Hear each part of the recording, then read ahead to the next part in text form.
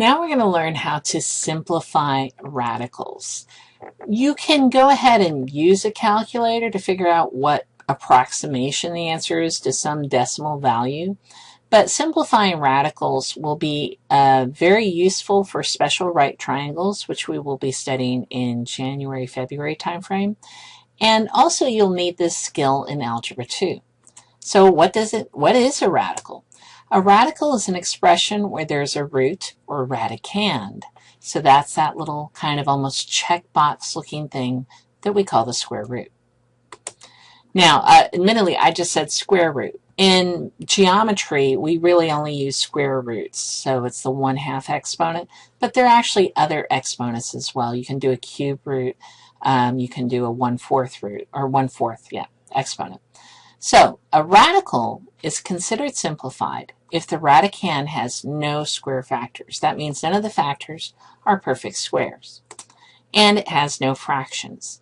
I'm not going to be really dealing with simplifying radicals with fractions in this section. I'll revisit that later. We don't tend to have a lot of fractions when using the Pythagorean theorem.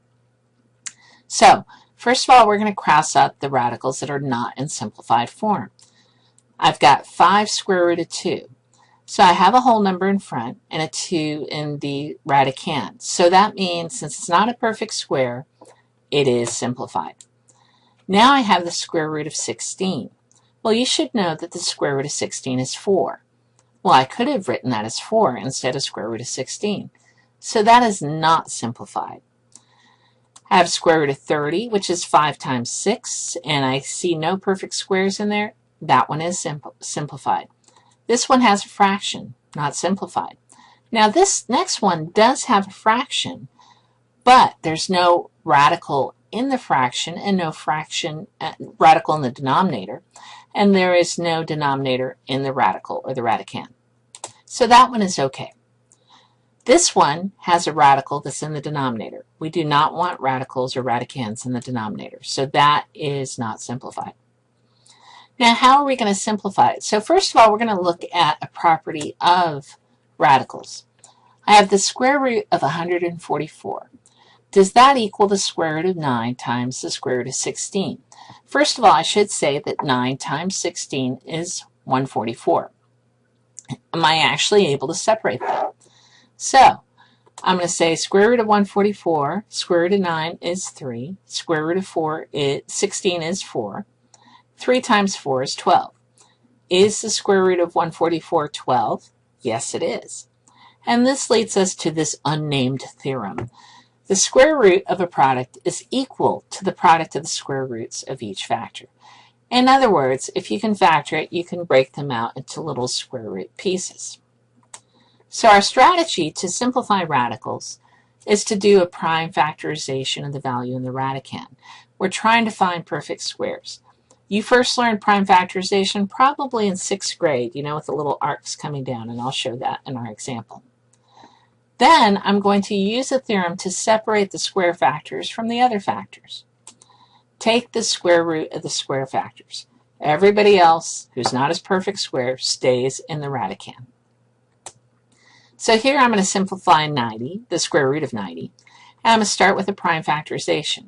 90 is 9 times 10. And I can do 3 times 3 for 9 and 2 times 5 for 10.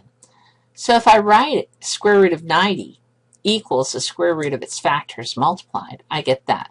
I just went ahead and put them in order, 2, 3, 3, 5. Now, I see a pair of 3's in there. 3 times 3, anytime you have a pair, that's a perfect square. So I'm going to break out the pair by itself. So the 3, 3 here comes outside, and the 2 and the 5 go over here. Well, square root of 3 times 3, that's 9. Oh, that's 3. Square root of 9 is 3. So 3. And these other ones, you don't have to keep them separate anymore. Go ahead and multiply them back together. So the square root of 90 in its simplified form is 3 times the square root of 10. In our last example, I'm going to simplify square root of 72. Again, start with the prime factorization. 9 times 8, which is 3 times 3, 2 times 4, 2 times 2 for 4. So I'm going to take all of these factors and write them in the radicand. So I've got 3 2's and 2 3's. Anytime I have a pair, that's a perfect square. So I'm going to rewrite it with, I'm going to pull 2 of these 2's out and 2 of the 3's out. Anybody left over, I throw to the end. So I've got square root of 2 times 2, square root of 3 times 3, and square root of 2. Square root of 2 times 2, that's square root of 4, which is 2. Square root of 3 times 3, that's square root of 9, which is 3. So that's 2 times 3. And then the square root of 2, I know it's approximation, but I can't do anything with it really. 2 times 3 is 6, so square root of 72 can also be written as 6 square root of 2. So for further reflection, how can you tell when a radical is simplified? And how can you simplify a radical with square factors?